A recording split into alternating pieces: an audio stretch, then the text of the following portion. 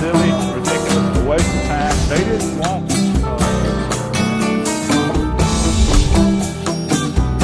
that's why they were so successful. That's why they got away.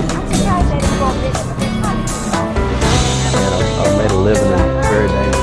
This is more an integrated Broome society. Dianne Andrews in black and white. Welcome to Dianne Andrews in Black and White, and I'm your host, Dianne Andrews. Thank you for joining us in these 3 states we're in: Houston, Texas, 50 parishes in Louisiana, and 3 counties in Mississippi. We're also on YouTube worldwide, so thank you for your comments, and we will continue to bring the shows that you need to know about but don't necessarily talk about. I've done a series before named Black, White, Blue Lives Matter, here out of Baton Rouge with our former Chief Deputy. Silky Slim was on that show a lot. Many ministers and many community activists. I did a series on that for 2 or 3 years. Last week, if you keep up with Dianne Andrews in Black and White, you will see a show with our current chief. So that is leading to a series now I'm naming Stop the Violence, Black, White, Blue, Brown Lives in Turmoil. Because there's a statewide, or in Louisiana, really a national effort to stop the violence all over the country. Here in Louisiana, I have with us 2 esteemed guests. One leads this city. She is the first female mayor for Baton Rouge, Louisiana, mayor president of East Baton Rouge Parish, Mayor Sharon Weston Broome. And sitting next to her, you'll see after we come back from break, who you've seen on the show before, General Honore, who is 37 years in the Army, who led the Katrina effort. Some people call him the John Wayne dude, some people call him the Raging Cajun, and some people call him the Category 5 General. He is one guy who has 4 books that we're going to talk about today. And let's take a break, and then we'll be right back with those 2 esteemed guests to talk about stopping the violence and what programs we have going on and how we can get rid of some of these crime factors, the 3 which are poverty, education, or lack thereof, and race. Thank you very much. Come on back to Dianne Andrews in Black and White. Welcome back to Dianne Andrews in Black and White. I think this session will be worth your time.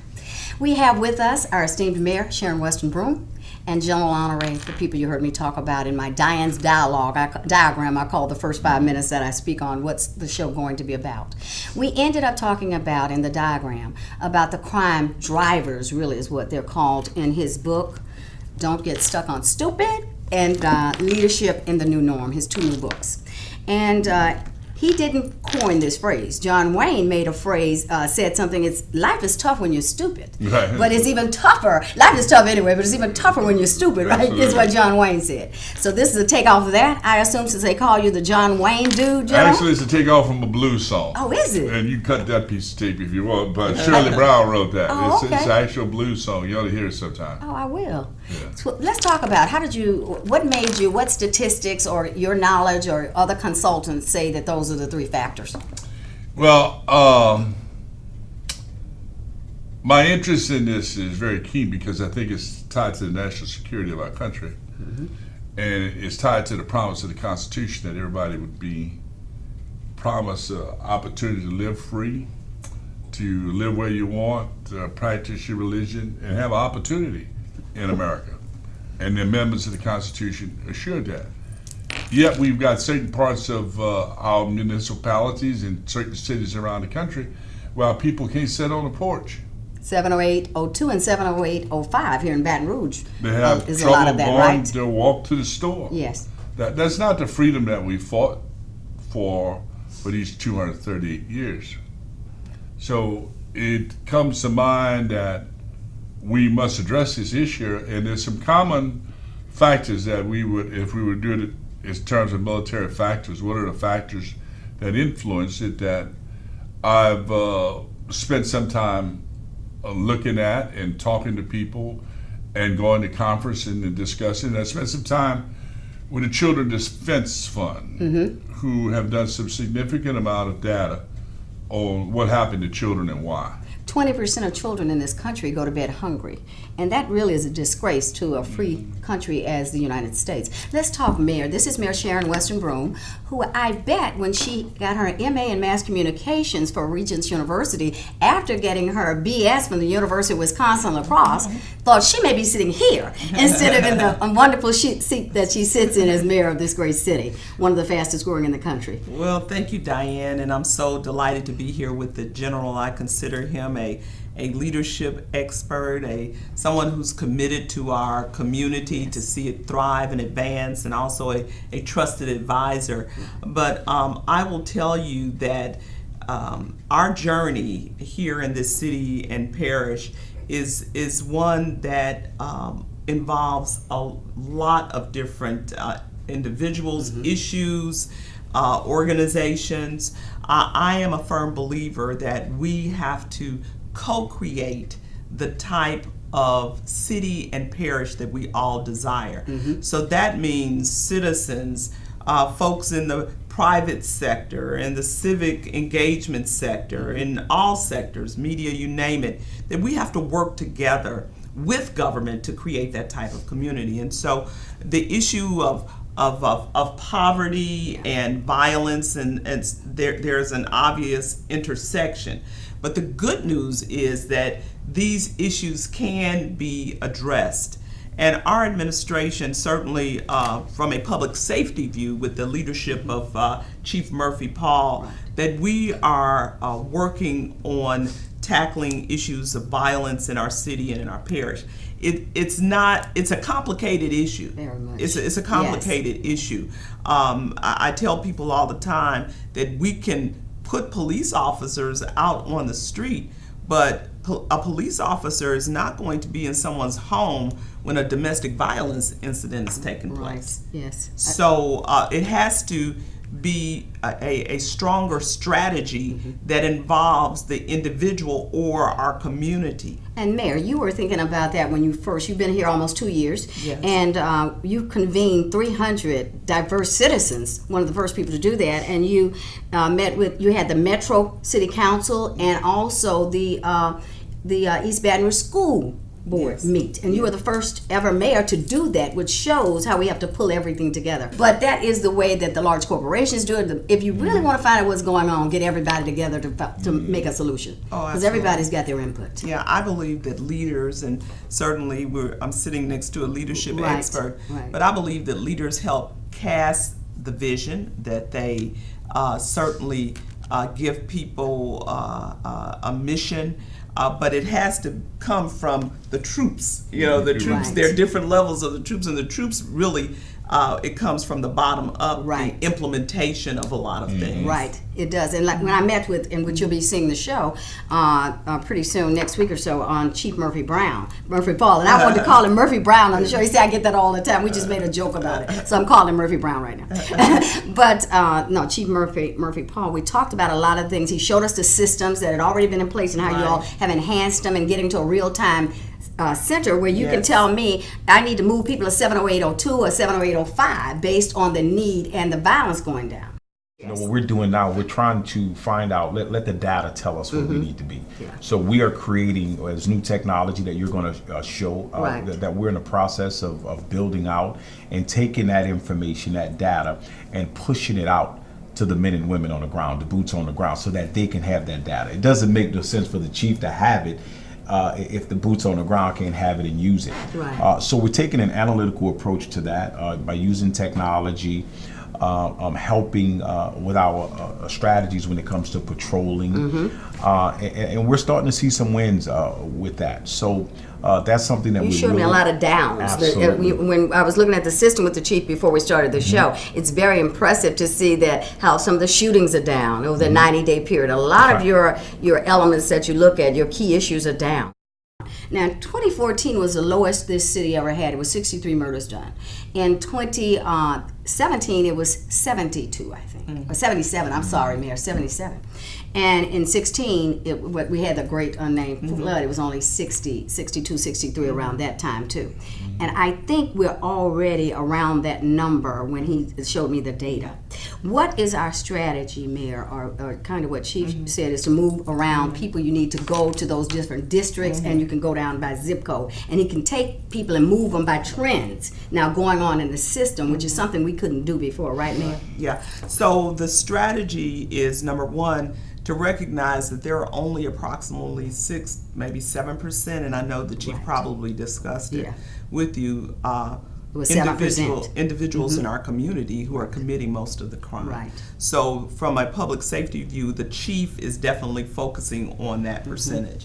But from an administration point of view, we are also collaborating with nonprofits. For example, we have 2 major grants that are in implementation phase. One is the Recast Grant that we received, which our administration is working with different partners in the community, and the focus on that surrounds trauma.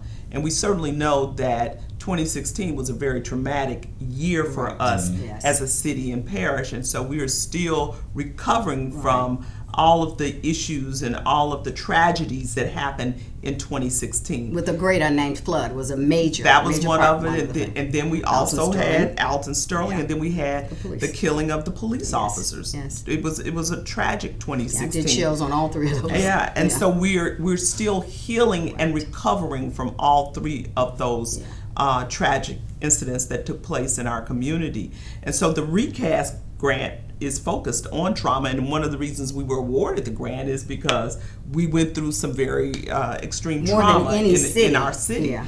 And then there's another grant that the police department is leading with nonprofits, and it's called the Collective Healing Grant. And recently you might have seen police interacting with different organizations, whether it was 100 Black Men, the NAACP, and other groups, to close the gap between law enforcement and citizens in the community. And so they're spending a number of sessions in different spaces in the community to close the gap between law enforcement and the citizens in our community. So that, I believe, is going to be an effective tool.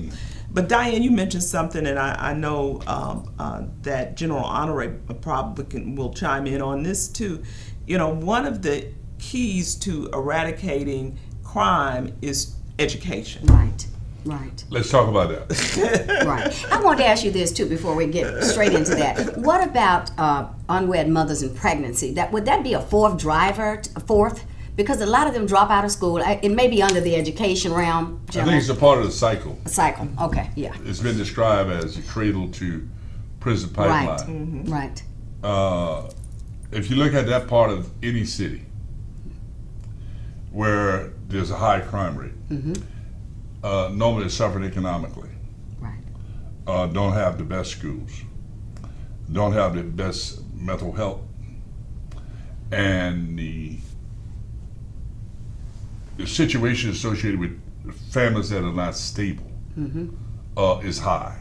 In other words, broken homes. And in this city, we have 65% of unwed mothers raising children. It's a fact. Yeah. But it's not the factor. Yes. Right. The factor is poverty and education. Yes. And race, is that the 3rd D factor? Poverty and education, because I can show you the same thing in Appalachia. That's right.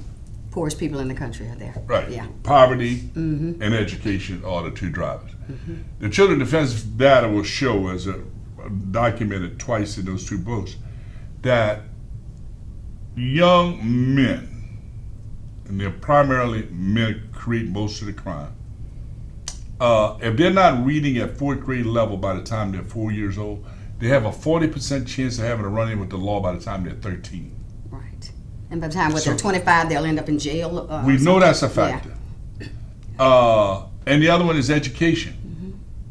Education is tied to reading, but education is also families taking responsibility. It's your responsibility to make sure your kid know how to read. That's right. Because if they can't read, they become disinterested in school, and they become a distracted in school as opposed to participating in school.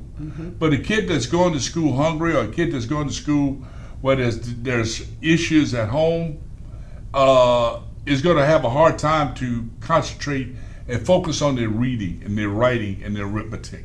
And they fall behind, and they become a part, by the time they're 16 or 17, the contraband economy. The other we haven't talked about, we live on the drug highway, super highway, Interstate 10. I was on the Joint Terrorism Task Force for counterterrorism and counter drugs when I was in the Pentagon, and this is the #1 highway for the drugs that feed most of the East Coast of the United States. It's coming in Come right through Baton Rouge over the New Bridge.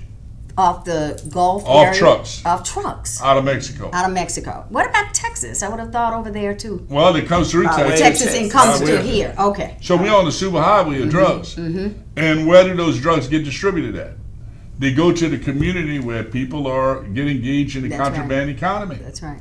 And it's everything from marijuana to pills. So that creates a lot of the dissension, but I think, and this is where I'm going to step out on a limb, we got to fix education. How do we do that, General? And that's such a simple question to ask and so complicated. I've laid it out here. How do we start? I've laid it out here. We say we spend $10,000 a year per child.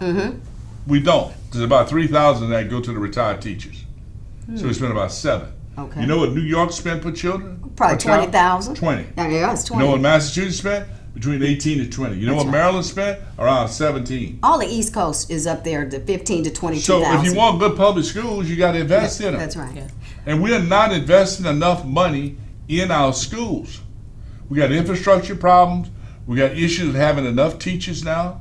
We've got to stop treating teachers like a part-time job. It's no reason why we go to school 9 months out of the year. Yeah, in every I've other countries. spent 9.5 years overseas. Right. We're one of the few countries that stop in end of May and go back in August. That's Did stupid. they come from the old cotton raising, it crop come from raising? agricultural Agricultural. We need to stop that. Right. There's nothing good going on Why did all summer Why long. did the East Coast ever do it? They weren't agricultural as much. Well, they were. I guess it this was back in the day. subsistence Yes. farmers. Yeah. We need to stop it, and we need to. I'm putting the hang on When are women. you running for office? No. I ask him this every time. I want to pin the rose on the women of America, because they can solve this. That's right. Women are the majority of the voters. Majority of the people in the country. Women are 85% of the teachers are women. Over 65% of the school boards are women. So tell me why the schools are underfunded.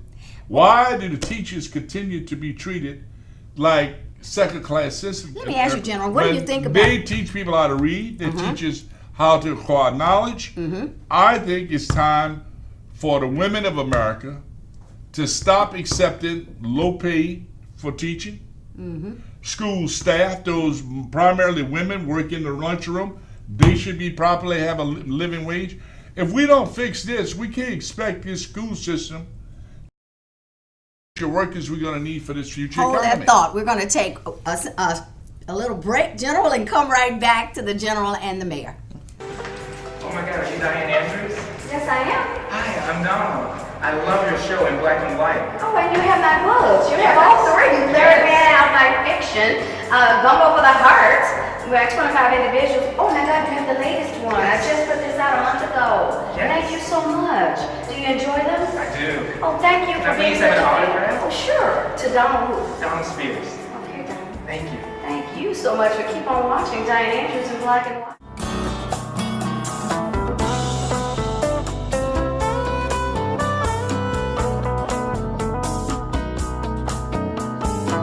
Thanks for coming back to Dianne Andrews in black and white. General Honore said the women need to fix it, so we've got 2 women left here that can fix it. So I'm still here with the mayor. General Honore has gone on and left us with these great solutions on how to fix some problems. Mayor, let's get your take on education. Well, you know, he's absolutely right. One of the solutions to addressing crime and poverty, the intersection, is education. And our initiative in the mayor's office, Cradle to K, which I almost like to call it now Cradle to Career, I believe it is a step in putting our students on a trajectory of success.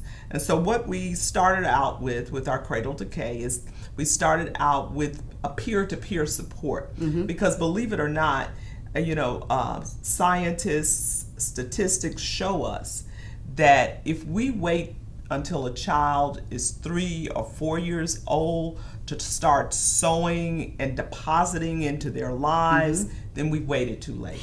So you've got to start when that child is in the cradle. And a lot of people start when they're still in the lady's body. Yeah. I will mention this because Alyssa Carson, you know her very well, Yes, and yeah. I know her, and she's been on my show, and I know her father, Bert, very well, Carson. You know, she told him at 5 years old, Daddy, I want to go to Mars. Yeah. And he wondered, where is this coming from? And now, you know, she speaks 6 languages. She travels around the world. She's He started a amazing. trajectory to get her Yes. what she needed to go Yes. to Mars. So what Yes. you're saying is what has Yeah. happened with this wonderful young lady. Exactly. Yeah. And so what we have to do, and I give thanks to many of our nonprofits who are working in spaces to give our children exposure to help nurture their dreams. You know, there are children all over the city and parish, and they have dreams, but sometimes they can't see their way out of their present circumstance. And so nonprofits are working with our young people, so many nonprofits, through mentoring programs, through other support programs, through helping to provide the social, the resources that are needed, to the wraparound services that are needed to put our students in an environment or support them so that they can be an environment where they can see their way out. One person told me this about one of the poorer districts here in zip codes in Baton Rouge, and this person this was a white guy, and this young, about 13, 14 years old, asked him, he was over in that area, and he asked him, do you all have slaves over there? And this was not a joke. This was about 4 years ago. He really thought, because he'd never been on the other side of town to even know. I think some dreams you can't even dream because you don't even know what's out there to dream until you have the mentoring program. Oh yeah, exposure is vitally important. I will tell you that I often tell the story, although I was raised in a very nurturing and supportive home with my 2 parents. So was I lucky. You were blessed. Yeah, but there were 2 individuals that entered my life when I was 13 years old. One was a Sunday school teacher and his wife. And in them I saw what I wanted to be. And that was success, you know, academically achievers, you know. Yeah.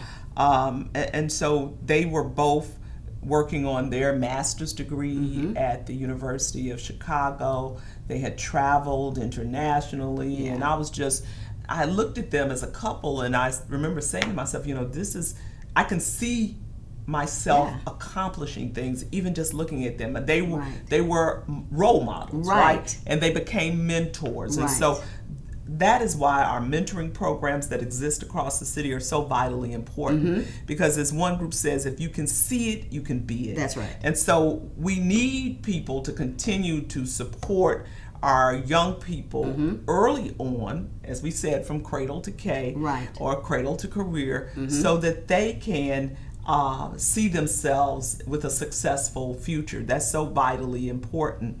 I will tell you that one of the other initiatives that we have engaged with as an administration are our call to action meetings, because we realize that government can't solve the issue of crime or education or alone. We have to have stakeholders. And so one of the call to action meetings was focused on crime and public safety. Now tell me what call to action meetings mean for you. That means that we gathered various groups from around the city simultaneously, and we asked them to deliver different goals that they believe will help address crime and that the community could be involved in.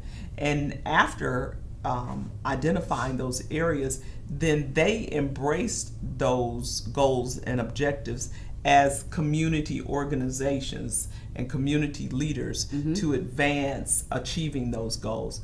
But the key, because they own it, they own became it, a part, exactly. as you said, stakeholder. So the key is that we have to, and I say this so often, Dianne, we have to co-create the type of community that we want to see. criminal behavior is unacceptable and should not be tolerated by us as a community, as citizens. And so, as our good friend Chief Paul often says, if you see something, you have to say something. That's right. And so that is part of co-creating the type of community that we want to see. Working and closing the gap with our law enforcement, making sure that we have established programs such as our Cradle to K that gives our young people an opportunity and puts them on a trajectory of success. Making sure that we have opportunities like our Capital Promise, which is a collaboration with Southern University, LSU, and BRCC, and East Baton Rouge Parish School District to make sure that all of our students who want in this city, who want to go to college, can go to college.